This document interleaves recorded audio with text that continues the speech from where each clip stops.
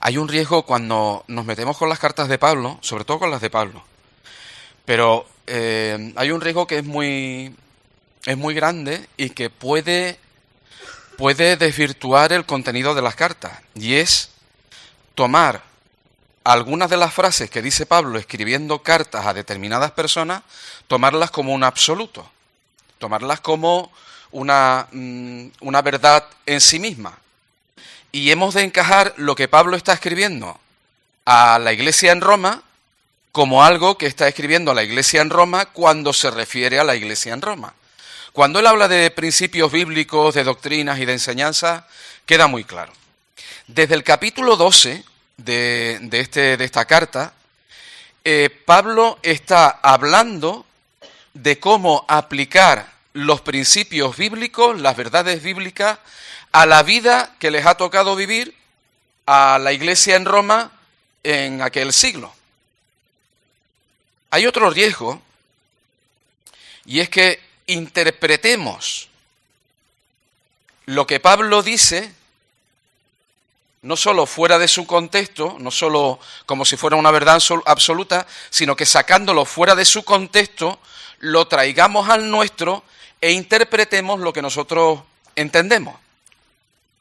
Y las dos cosas son peligrosas, y cuando se mezclan dan lugar a exposiciones que se salen del propósito que Pablo tenía en mente a la hora de escribir la carta y a la hora de escribir lo que escribe. El capítulo 12 dice: así que, hermanos, os ruego por las misericordias de Dios que presentéis vuestros cuerpos en sacrificio vivo, santo, agradable a Dios, que es vuestro culto racional. No os conforméis a este siglo. Es decir, Pablo dice, culto racional, nos tenemos que presentar vivamente incluso nuestro cuerpo como un sacrificio que se dedica exclusivamente al servicio de Dios, es lo lógico, en sacrificio vivo, santo, agradable a Dios, que es nuestro culto racional, y dice, no os conforméis a este siglo. Luego, Pablo está tratando de centrar su discurso en los aspectos de nuestra vida para que apliquemos los principios de Dios, de la enseñanza de Dios, de una forma lógica, sensata, racional, sirviendo a nuestro Señor, apartándonos de aquello que le desagrada y tratando de vivir nuestra vida de una forma que para Él sea un olor que es agradable, que Él diga, mira a mi hijo, mira a mi hija, mira cómo vive, mira cómo disfruto yo viendo a mi hijo, a mi hija, en su forma de vivir. El capítulo 13, el final dice, la noche, el versículo 12, dice, la noche está avanzada, se acerca el día, desechemos pues las obras de las tinieblas y vistámonos las armas de la luz. Andemos como de día, honestamente, no en glotonerías y borracheras, no en lujurias y lascivias, no en contiendas y envidia, sino vestíos del Señor Jesucristo y no proveáis para los deseos de la carne. Es decir, vamos a vivir sin miedo, que nos dé igual que se vea lo que hay en nuestra vida, porque no tenemos nada que esconder. Entonces viene la pregunta, ¿qué tal nos va con eso? ¿Qué tal nos va con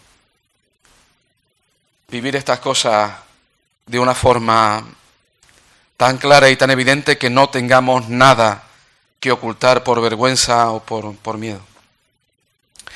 Pablo empieza a hablar en el capítulo 14 diciendo, recibid al débil en la fe. Y sé que lo primero que pensamos, lo primero que tendemos a pensar es que el débil en la fe es alguien que está recién convertido. Y la debilidad no tiene que ver con el tiempo que se lleva en el evangelio, o siendo evangélico incluso, si quieren, el tiempo que lleva uno convertido, sino que tiene que ver con a qué y en qué cantidad se está proveyendo la persona.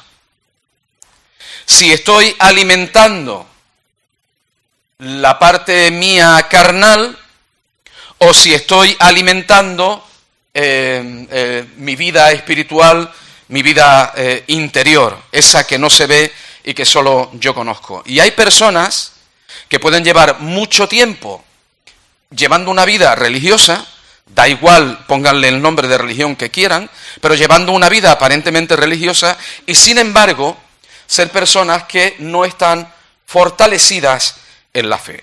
Y aquí de lo que habla Pablo es de personas que por la razón que sea no se están alimentando adecuadamente o llevan poco tiempo alimentándose y no se alimentan, no han recibido el alimento suficiente como para fortalecer su fe, para que su fe sea fuerte, es decir, para que si viene cualquier viento de doctrina, de enseñanza, de dificultad, de problema, estén afirmados, seguros y no se tambaleen, como cantamos muchas veces, como el árbol, enraizado, afirmado y creciendo y desarrollando. De esa misma forma, es decir, estamos hablando de alguien que por las razones que sean, su alimentación no está siendo la adecuada. ¿Y cuál es la alimentación que fortalece la fe? Yo sé que ustedes lo saben, pero lo que quiero que pensemos es que Pablo lleva todo el tiempo hablando de estas cosas. No es algo que se añada nuevo en este capítulo, sino que es algo de lo que Pablo lleva hablando en toda la carta. ¿De dónde viene la fe? Por el oír. ¿Y por el oír el qué? La palabra de Dios. Luego, alguien que quiere fortalecer su fe tiene que alimentarse de la palabra de Dios. Si queremos ser fuertes, tenemos que alimentarnos de la palabra de Dios, siendo conscientes de que no se trata solo de algo etéreo, espiritualista y aparente, sino que se trata de vivir vidas que se adecúen a la palabra de Dios. ¿Cuál es el problema del capítulo 14? Recibid al débil en la fe, pero no para contender sobre opiniones.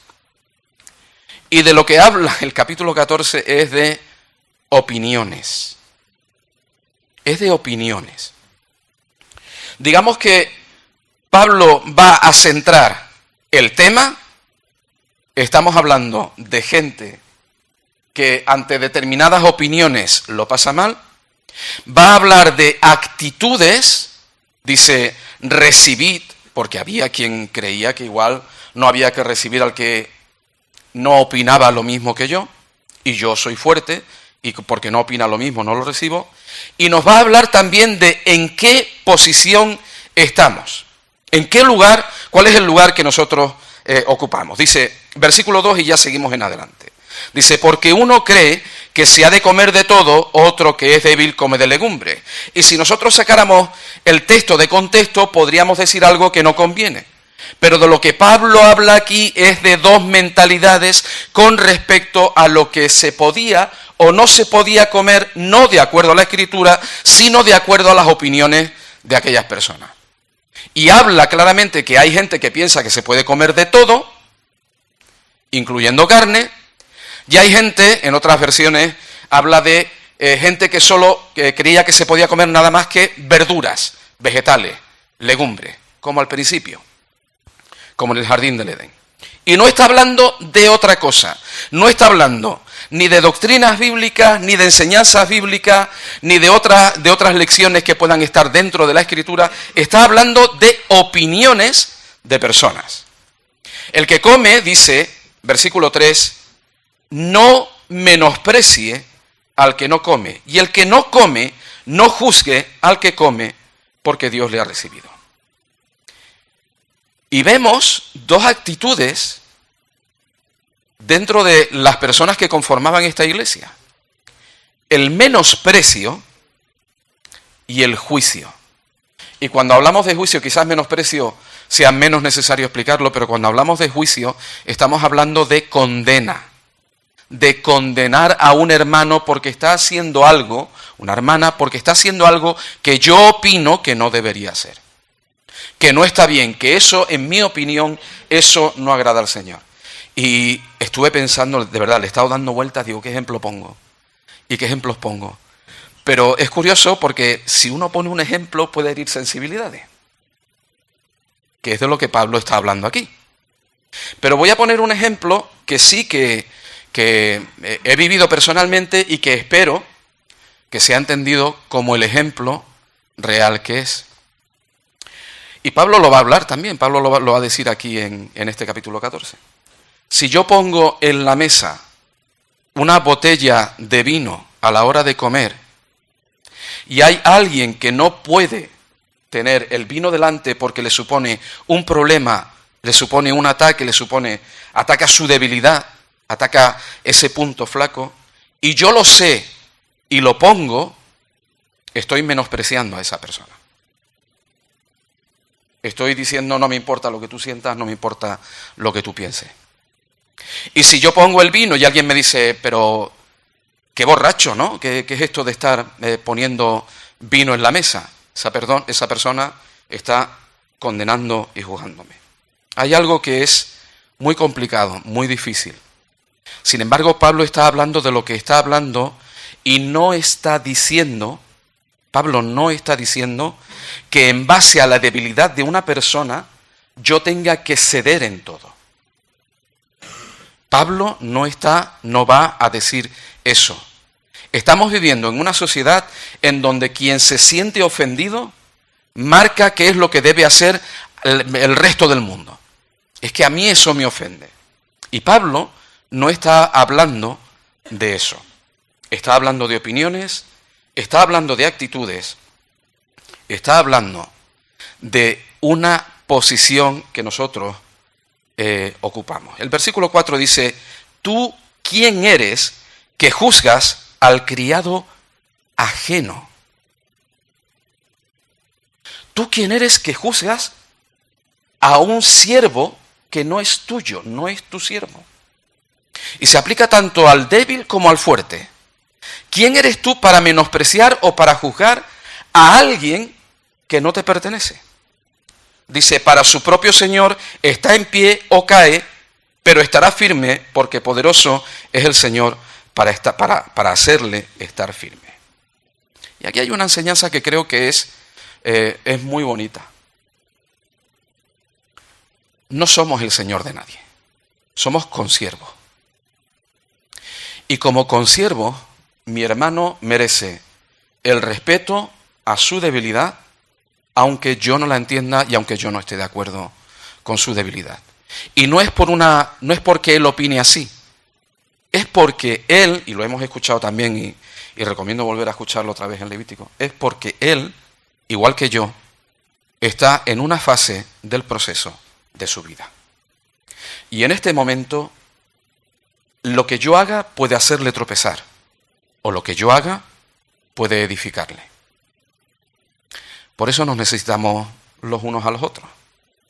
No para poner en evidencia nuestras debilidades, nuestras flaquezas, sino para fortalecernos los unos a los otros. ¿Y cuál es la posición que nosotros ocupamos? ¿Nos ponemos en el lugar de juez?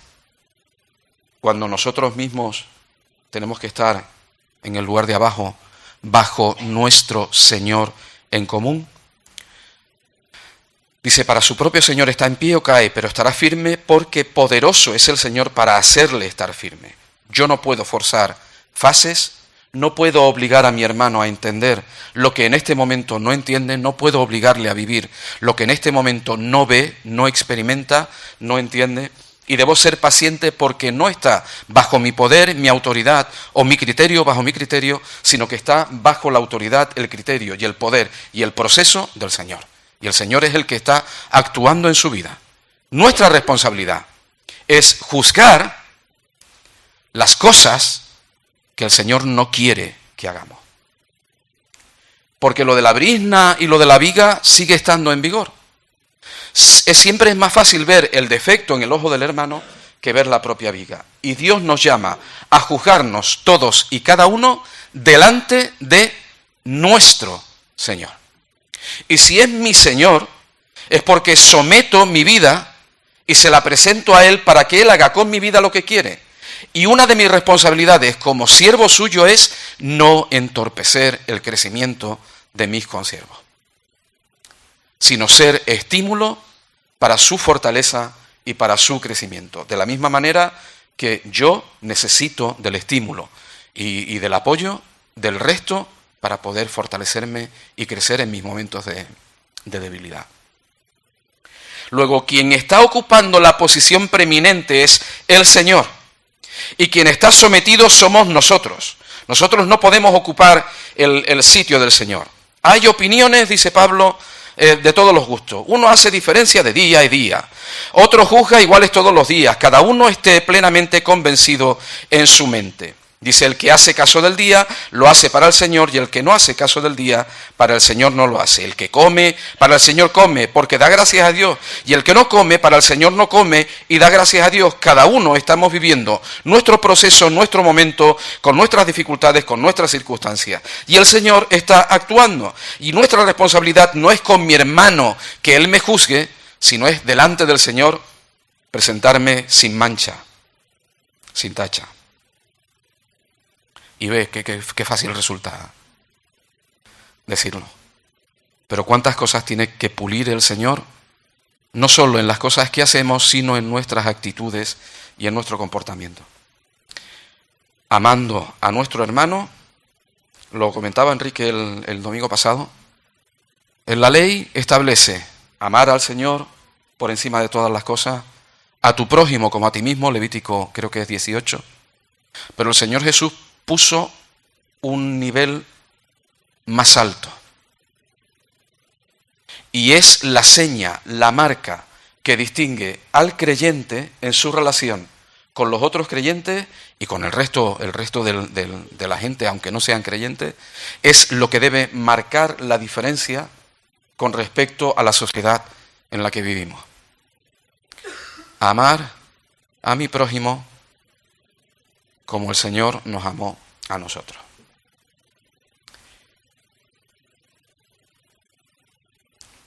Nosotros no podemos hacerlo.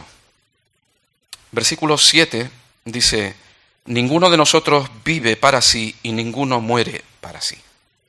Nuestra vida o nuestra muerte no depende de nosotros. Si vivimos, para el Señor vivimos. Y si morimos, para el Señor morimos. Y esto no es para cantarlo, y para qué bonito es, y cómo me ama el Señor.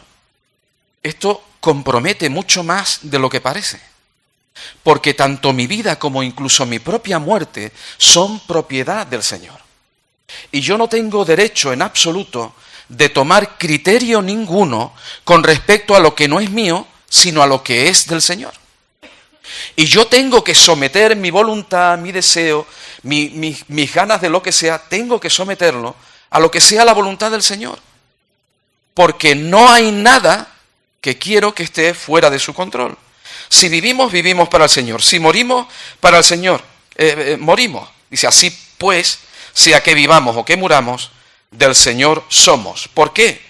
Porque Cristo para esto murió y resucitó y volvió a vivir, para ser Señor así de los muertos como de los que viven. Y quisiera que esto quedara claro. No estamos hablando de una posición religiosa en donde yo voy a hacer un esfuerzo para hacer lo que a Dios le agrada, porque me sale de mí y yo tengo ese deseo, quiero conseguirlo. ¿Es una forma de vivir la vida? ¿Cómo? Pues bueno, una forma religiosa para tratar de ser mejor persona. No, el hecho es que es solo una respuesta, y entre comillas lo de solo, es solo una respuesta al mayor acto de amor que nunca se ha demostrado en esta tierra, ni en el universo. El Dios creador de todas las cosas, el Dios que posee todo y que no necesita de nada ni de nadie, mira nuestra bajeza, mira nuestra miseria, mira nuestra situación y decide ofrecerse Él mismo, ofrecer su vida, haciéndose hombre para morir, matando el pecado, matando la muerte, resucitando, y ahora vive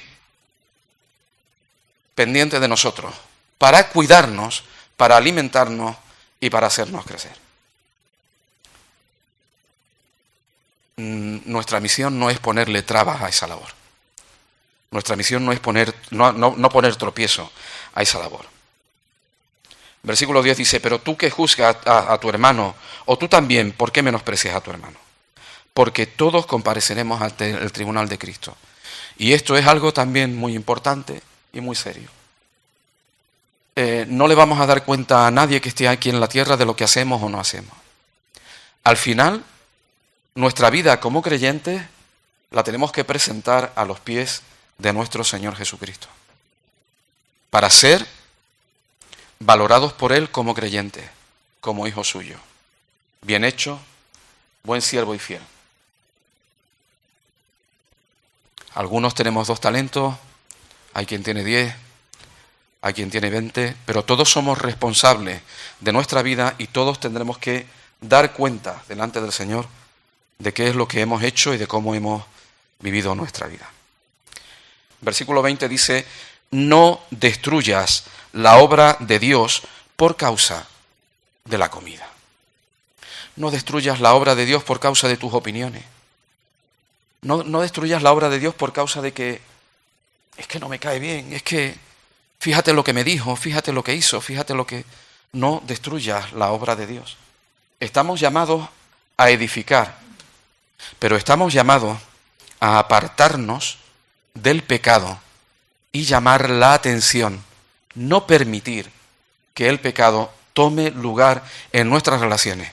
Y una de las formas más civilinas en que esto sucede es cuando permitimos que nuestras actitudes carnales, humanas, si quieren, lógicas y normales en nuestras reacciones, pero cuando permitimos que esas reacciones tomen lugar en cómo nos relacionamos los unos con los otros, tomen el sitio de cómo nos relacionamos los unos con los otros. Y hay algo que no quisiera terminar sin decir.